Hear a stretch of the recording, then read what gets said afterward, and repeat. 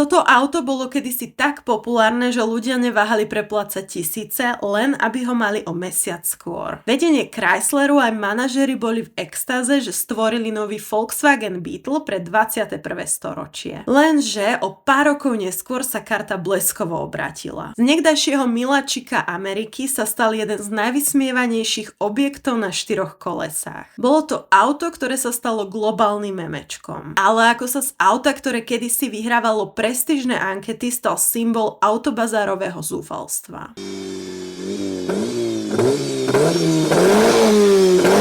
Koniec 90. rokov bol v automobilovom priemysle celkom zvláštna éra. Automobilky zistili, že ľudia už nechcú bežné autá. Chcú osobnosť, chcú štýl, chcú nostalgiu a chcú si kúpiť ten pocit, že nie sú nudní. Volkswagen trafil jackpot s New Beetlom. BMW geniálne oživilo Mini. A Chrysler videl tento úspech konkurencie a tak sa rozhodol riskovať. Stratégia bola jasná. Staviť na vlnu nostalgie a retra a navrhnúť auto, ktoré bude pripomínať gangsterské dodávky z konca 30. rokov. A úprimne na chvíľu to fungovalo, pretože Chrysler PT Cruiser nebol od začiatku myslený ako vtip. Američania ho brali smrteľne vážne. Myšlienka teda bola pragmatická. Zobrať podvozok z obyčajného lacného Dodge Neon, postaviť nám bláznivú karosériu a predať ho ako dostupný hot rod pre bežných ľudí. Vyzerá to tak, že dizajner sa nechal inšpirovať autami z éry Al Caponeho a šéfovia koncernu šaleli od nadšenia. A vieš, čo je na tom najbláznivejšie? Že v roku 2000 to naozaj fungovalo. Aj keď sa na dnes možno pozrieš a pousmeješ sa, v čase premiéry získal prestížny titul severoamerického auta roka. Porazil aj také ikony ako napríklad Honda Insight alebo Ford Taurus. Ľudia boli z PT Cruisera úplne na mäko. Vznikali naň poradovníky, čakalo sa mesiace a predajcovia si k cene drzo prihadzovali $1000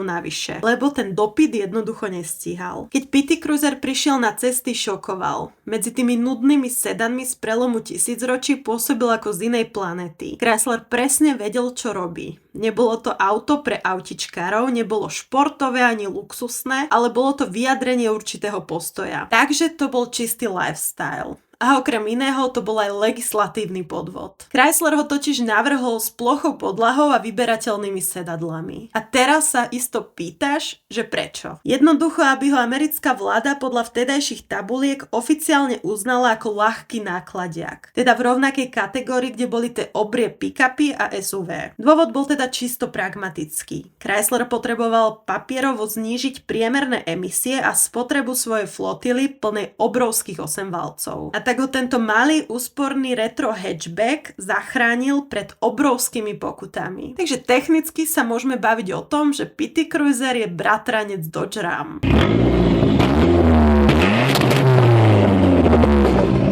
Čím viac som išla do detailov PT Cruisera, tým viac som mala pocit, že toto auto nevzniklo v nudnej zasadačke, ale skôr niekde v bare pri pive o 2:00 ráno. Zatiaľ čo iné automobilky začínajú vývoj nového modelu pragmatickými otázkami, ako napríklad čo bežný vodič potrebuje, v Chrysleri na to išli úplne opačne. Ich hlavným cieľom bolo posunúť dizajn na maximum a vytvoriť najšialenejší možný koncept, ktorý dokáže prejsť cez finančné oddelenie. Ak chceme pochopiť, prečo toto retro šialenstvo vôbec vzniklo, musíme sa vrátiť späť do roku 1993. Značka Plymouth, ktorá patrila pod koncern Chrysler, vtedy pomaly, ale isto umierala na nudu. Vyrábala lacné, nezaujímavé auta pre dôchodcov. A manažment dobre vedel, že ak nespravia niečo radikálne, značka úplne skončí. Potrebovali teda šokovú terapiu. Šéf dizajnu Chrysler, legendárny Tom Gale, vtedy zadal svojmu týmu jasnú úlohu. Radikálny manifest americkej automobilovej kultúry, ktorý okamžite šokuje verejnosť. Výsledkom bol koncept z roku 1993 a o 4 roky neskôr ho skutočne dotlačili do sériovej výroby. Narodil sa tak Plymouth Prowler. Bol to čistokrvný puristický hot rod. Mal odhalené predné kolesa s motocyklovými blatníkmi, špicatý nos a klinovitý profil. Auto vyzeralo, že na semaforoch zožerie všetko, čo mu príde do cesty. Lenže pod tou agresívnou hliníkovou plastíkovou kapotou čakal obrovský podraz. Všetci chceli hlučnú, bublajúcu americkú V8. Miesto toho tam inžinieri namontovali 3,5 litrový šesťválec z obyčajného rodinného sedanu Chrysler Concorde. Výkon 214 koní síce s ľahkým hliníkovým autom celkom cvičil, ale ten zvuk, znelo to ako nahnevaný vysávač. A pomyselnú korunu tomu nasadil 4-stupňový automat, ktorý radil s rozvahou staršieho farára. A Prowler bol v reálnom živote úplne nepoužiteľný. Nemal kufor. A to doslova. Ak si stiahol platenú strechu, do zostávajúceho priestoru si nezmestil už ani ruksak. Chrysler k autu dokonca za príplatok predával aj špeciálny prívesný vozík v tvare zadnej časti auta, aby si mal kam dať tašku, ak niekam pôjdeš na víkend. Kvôli odhaleným kolesám nemal Prowler takmer žiadnu ochranu pri bočnom náraze a bol extrémne drahý. Vyrobilo sa z neho niečo len 11 000 kusov a značku Plymouth to nakoniec aj tak nezachránilo. V roku 2001 definitívne zanikla. Ale aj tak tento experiment ukázal Chrysleru, že ľudia šalejú po retro šialenstve. A tak dostal šancu Brian Nesbitt. Vtedy mal len 26 rokov. Bol čerstvo po škole a Chrysler mu dal absurdné množstvo slobody. Pôvodne mal Pitty Cruiser niesť logo Plymouth, no po jeho krachu ho narýchlo rebrandovali na Chrysler. Písmená PT mimochodom znamenajú Personal Transportation alebo označenie platformy Plymouth Truck. Auto definovali masívne vystúpené blatníky vizuálne oddelené od kapoty. Strmá predná maska v tvare erbu a nezvyčajne vysoká klesajúca strecha. Celá karoséria bola odrazom na éru americkej prohibície. Lenže pod týmto retro divadlom sa ukrýval najväčší automobilový catfish svojej doby. Základom PT Cruisera bol totiž podvozok z Dodge Neon. Úplne obyčajné lacné auto pre študentov alebo ľudí, čo nemajú na mesačné splátky. Marketingové oddelenie pochopilo nebezpečnú pravdu. Ľudia strašne radi nakupujú ilúziu vlastnej výnimočnosti. A tá ilúzia fungovala dokonale. Teda až pokiaľ si neotvoril dvere. Vo vnútri ťa prefackal ten najlacnejší a najšedivejší plast, aký dokázali v Detroite vylisovať. Celá palubná doska vrzgala už v katalógu. Jediným najvýraznejším pokusom o historický odkaz bol obrovský štvoramenný volant s tenučkým vencom. Ten mal evokovať veterány, ale skôr si sa cítil, ako keby šoferuješ prímestskú dopravu. Jediným luxusným detailom boli analogové hodiny v strede palubnej dosky. Aj to až po facelifte, ktoré pre Chrysler dodávala hodinárska firma Breguet a v neskorších modeloch pod licenciou Mopar Quartz. A motory tieto celé dorazili. Kým v Európe sme trpeli hlučnými dízlami od Mercedesu, v Amerike bol základom 2,4 litrový štvorválec. Výkon mal približne 150 koní. V Európe sme mali základný motor 2 liter s výkonom 141 koní. Na papieri to neznelo tak tragicky, lenže PT Cruiser mal aerodynamiku tehly a váhu cez 0,5 tony. Výsledok, oba motory trpeli fatálnym nedostatkom krútiaceho momentu v nízkych otáčkach, lenivosťou, hlučnosťou a neprimerane vysokou spotrebou. Bežne sa šplhala až na 11 litrov. Chrysleri ale toto veľmi dobre vedeli. A tak v roku 2003 urobili radikálny krok. Predstavili verziu GT Turbo. Vzali 2,4 litrový preplňovaný motor z legendárneho športového Neonu SRT4 s turbom od Mitsubishi. Zrazu mal PT Cruiser výkon 215 koní a neskorších verziách až 230. Spojený bol s robustným manuálom od Getrack. Technicky tak vznikol paralelný vesmír. Na semaforoch dokázal GT Turbo poraziť napríklad Volkswagen Golf GTI alebo nejeden 6-valcový bavorák. Ale stále si mal tú stigmu, že sedíš len v PT Cruiseri.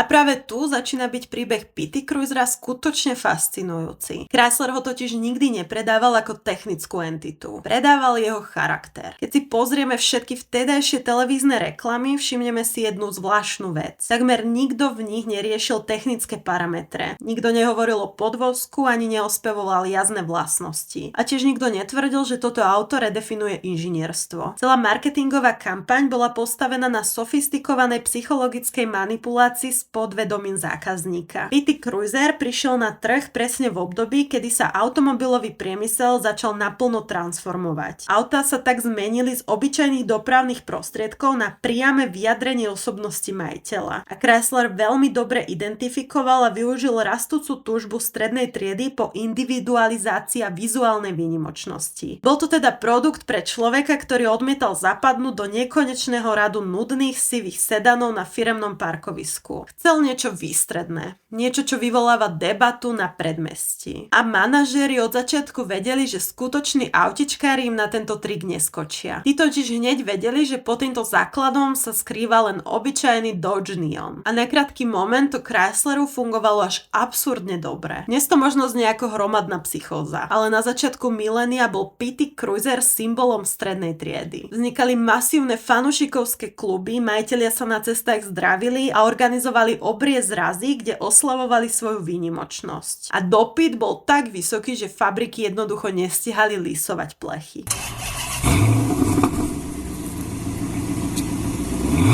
A potom prišiel internet. A ako všetci dobre vieme, internet dokáže byť k autám neskutočne krutý. P.T. Cruiser tak neskolaboval technicky, skolaboval spoločensky. Motor stále fungoval, auto stále štartovalo a predávalo sa v showroomoch. Ale niekde na začiatku éry Facebooku sa z neho stal celosvetový vtip. A problém s internetovým vtipom je ten, že ak sa raz uchytí, už neexistuje cesta späť. A zrazu sa okolo auta vytvorila subkultúra bizarných stereotypov. Už to nebol ten štýlový hot rod, ale podľa internetu to bolo auto pre divné predmestské mamy, rozvedených chlapov v kríze stredného veku, alebo pre ľudí, čo doma na stene zbierajú dekoratívne taniere s motívom vijúcich vlkov. A najhoršie na tom bolo, že Chrysler tomu vôbec nepomáhal. Namiesto toho, aby ho nechali dôstojne dožiť, začali v Detroite panikáriť. Aby oživili padajúci záujem, urobili v roku 2005 niekoľko zúfalých krokov. Tým prvým bol v roku 2005 P.T. Cruiser Cabrio. Ak si myslíš, že klasický P.T. Cruiser vyzeral divne, tak verzia bez strechy s masívnym ochranným oblúkom uprostred, kvôli ktorému auto pripomínalo košík na nákup, len posunula bizarnosť na úplne nový level. V tej sekunde už nikoho nezaujímala technika. Išlo čisto o energiu, ktorú auto vyžarovalo. A ten druhý bol facelift. Zmenila sa predovšetkým predná časť, svetlomety, predná maska, chromové lemovanie a modernejšie logo Chrysleru. Vo vnútri bola ale zmena trošku radikálnejšia. Pôvodná palubná doska išla do koša a prišlo niečo nové, s ostrejšími hranami a modernejším usporiadaním. Zmizli šedé plasty a upravili ovládanie. Zapracovali je na odhlučnení kabiny, ale facelift mal trošku opačný efekt. Pre zákazníkov to už nebol tak odvážny surový dizajn, len podivný faceliftový hatchback. Ale buďme k sebe úprimní. V histórii aut nájdeme oveľa viac objektívne horších, kazovejších alebo hnusnejších aut. No len málo ktoré dostalo od spoločnosti tak likvidačnú stigmu. A prečo? Pretože P.T. Cruiser sa nestal memečkom kvôli technickej katastrofe. Stal sa ním preto, že svetová kultúra a vkus sa na prelome dekád pohli bleskovo vpred. A toto auto zostalo beznadejne zamrznuté v roku 2000. Keď 9. júla 2010 išiel z linky v Mexiku úplne posledný kus s poradovým číslom 1,35 milióna, továrne nikto neplakal. Bola to úlava.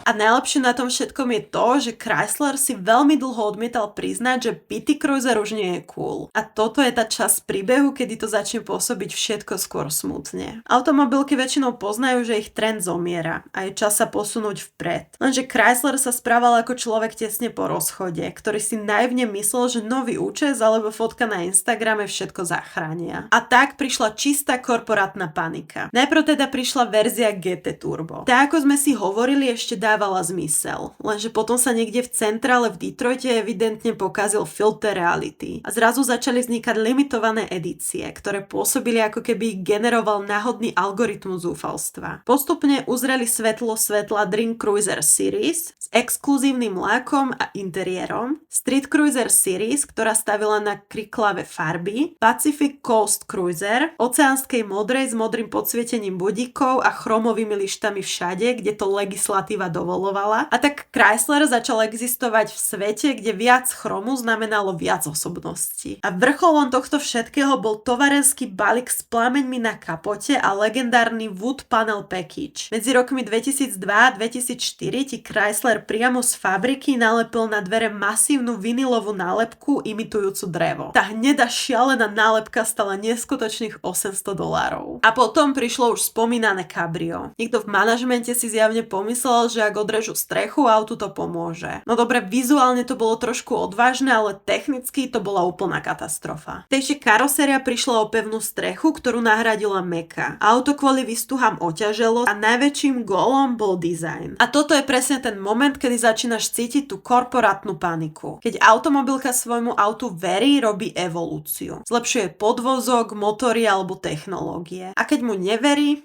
vytvára jednoducho chaos.